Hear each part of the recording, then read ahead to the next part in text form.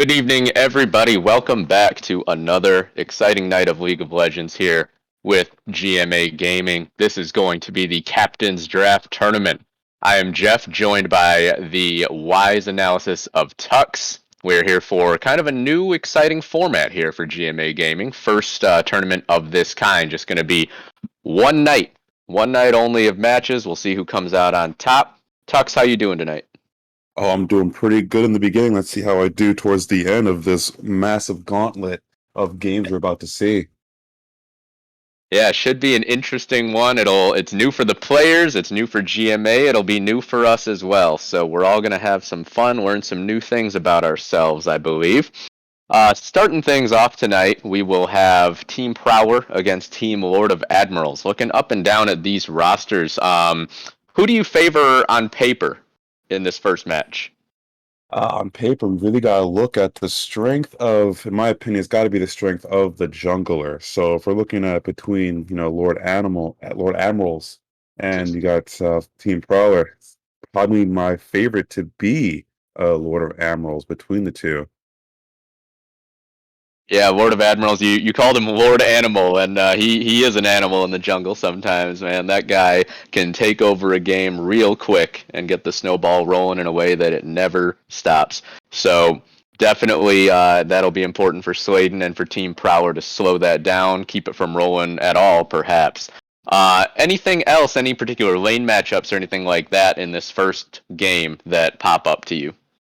Well, I'll definitely want to reserve that until I actually see some real champions get picked for the bot lane at the very least. Because as much as you get your top lane, you get your mid lane ahead. If bot lane ADC and support are on all gears, they're really firing on all cylinders. They're going to be a menace who will be able to at least take care of three individuals by themselves before the rest of the team can even show in to actually look at them. Absolutely, absolutely. We love this game because yeah, getting one lane ahead, one position ahead isn't always enough. Sometimes it is. Sometimes it does seem to be, but there are definitely multiple win conditions, multiple boxes that have to be checked.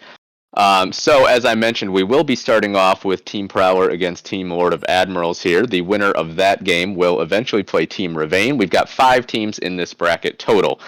Team Huge and Team Greatbeard of Odin also waiting on the other side of the bracket. This is sort of a double elimination format. So lose one match, you're not out of it. You go down to the lower bracket. You can climb your way all the way back up to the top if you can get it rolling, if you can correct those mistakes that sent you down there in the first place. What do you think of this format tonight, Tux? I'm actually very excited about it. Makes me remember the type of bracket for fighting game tournaments where you have yourself your two brackets of descending order. Hopefully, none of the teams here decide to try to sandbag early to really get themselves some low bracket monster uh, competitional points in, because you definitely want to stay outside of the low end of the pond as much as you possibly can. Absolutely, yeah. Yeah, you do have one loss that you can afford to take, but you want to hold on to that as long as possible, or maybe even never have to cash that in the first place if you can make a run all the way through. That would certainly be an impressive run. It's yeah, as I said, this is the first time that we will be doing this kind of tournament.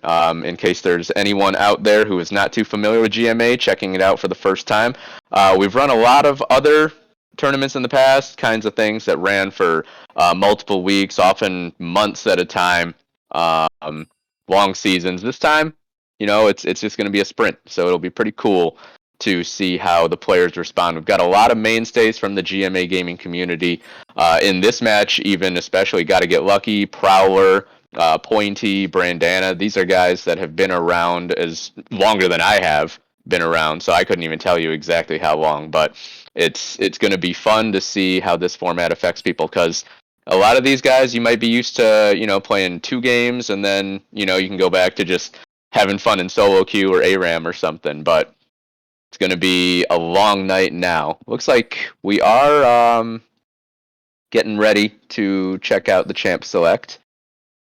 I It think looks we're like just waiting right for. now we have a little bit of technical difficulty coming in with the banning Just ability. Sorry to interrupt, guys. Hey, everybody. Sigtal Lord here. We're having some technical difficulties. We're going to put you on a 3-minute hold. I appreciate everyone's patience with us. Thank you. Hey, be on 3-minute hold.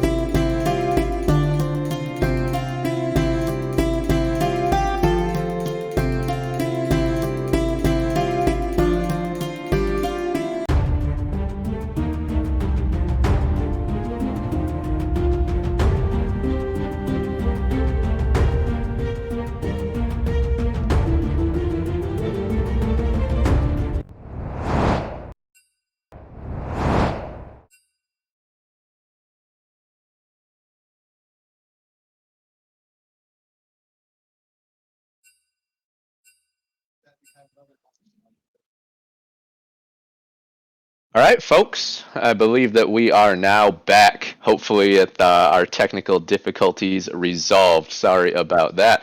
Always a little tricky getting things started on a night like tonight, especially when we're doing some things differently. So, thank you for bearing with us. Looks like our teams are getting ready to start the pick ban phase for this first match of the Captain's Draft tournament.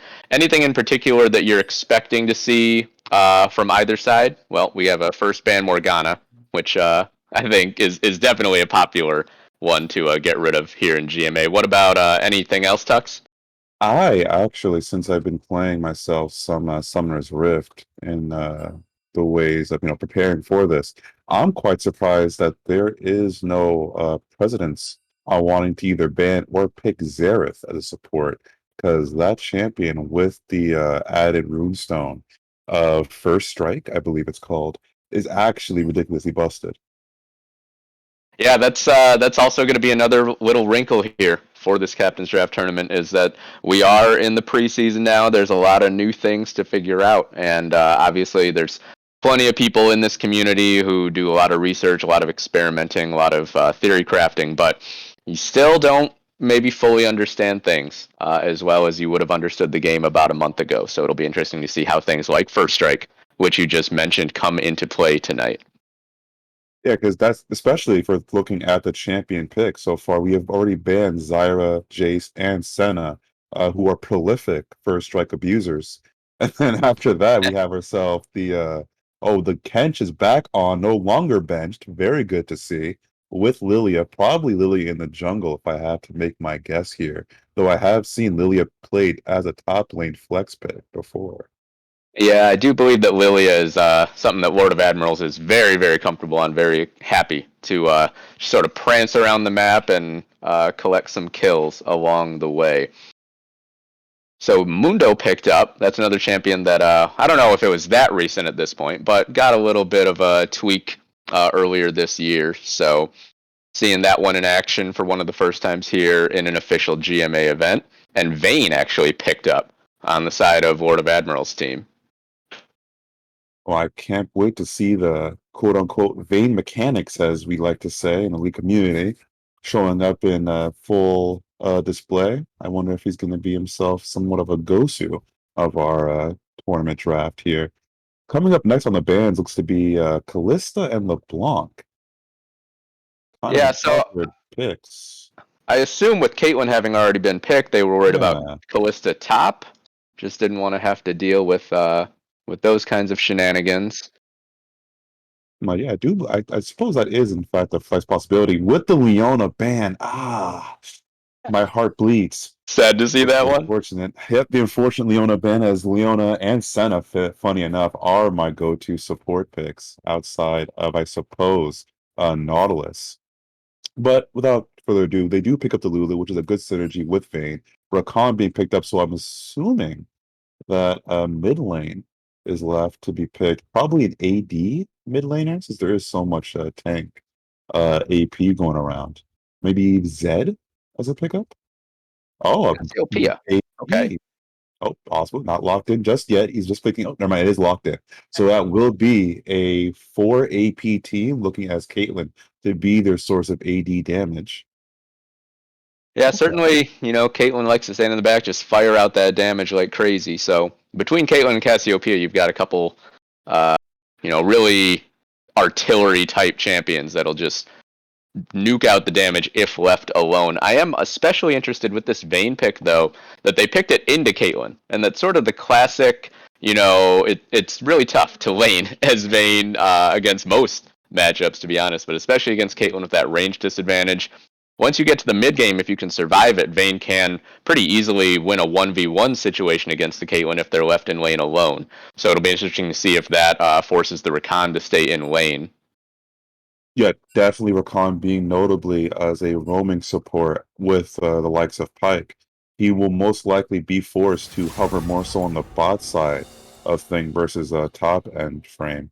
But I do have to admit that with the Rakan Caitlyn pickup is less of a poking lane because Vayne does have Lulu to help out with. It'll probably be hard pushing towards the tower and then trying to help their other jungler secure like river crabs and try to put deep wards into the enemy jungle's territory. Sure. That's what I would have to say would be the best strategy for a team prowler. And Orianna was picked up as the 10th pick, last pick here. So, as far as I know, I wouldn't really say Orianna is a hard counter to Cassiopeia or anything. Are you a little surprised to see them not take stronger advantage of having that last counter pick? I am, but what I'm willing to say is that maybe they're chancing on the fact that you have Lilia and Tom Kent that can easily get into the center of things. Like for example, if Orianna were to ball the Tom Kent just puts his W through, I believe it still is the move, is the W where they reworked him, where his W is now a little like a 2 flash range instant transmission. Yeah, so if you ball the Tom Kent jumps in, he gets the shield with his passive shield of just what his normal W does for him. Orianna could get herself some juicy wombo combo picks in. Sure, absolutely. And I also note with the Orianna as well as the Lulu, you've got so much extra speed, the shields available for this Vayne. Also, of course, the Tahm Kench Devour. So this Vayne is going to be able to get out of trouble a number of times. There's a lot of get out of jail free cards here for Brandana to play around with. All that matters now is to see if they are able to put this theory crafting from paper into reality and get some good results out of it. I am going to be curious to see how the solo top lane will be, as Mundo, I believe, with his rework, being the more abusive of the tanks, where it used to be Tahm Kench, known to be a tank gobbler. Now that he no longer has that ability to do the stun proc on his Lickitung or do his gobble move as a normal base thing for trading in lane. I wonder how he will be able to go up against the Mundo on the 1v1. Yeah, it's also you have to take into account, the players who will be piloting these champions as well. Got to get lucky. He's been a part of this community, been a part of many GMA events over the years. Just a very rock solid player. Likes to be sort of that meat wall for his team when he's up in the top lane like this. So I'm not sure how much activity there will actually end up being up here around those tanks, or if both teams might just sort of fight around other parts of the map. You definitely do drive a strong point there.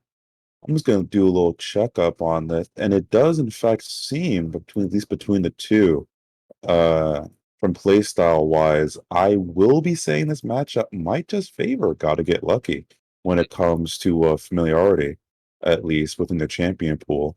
Sure.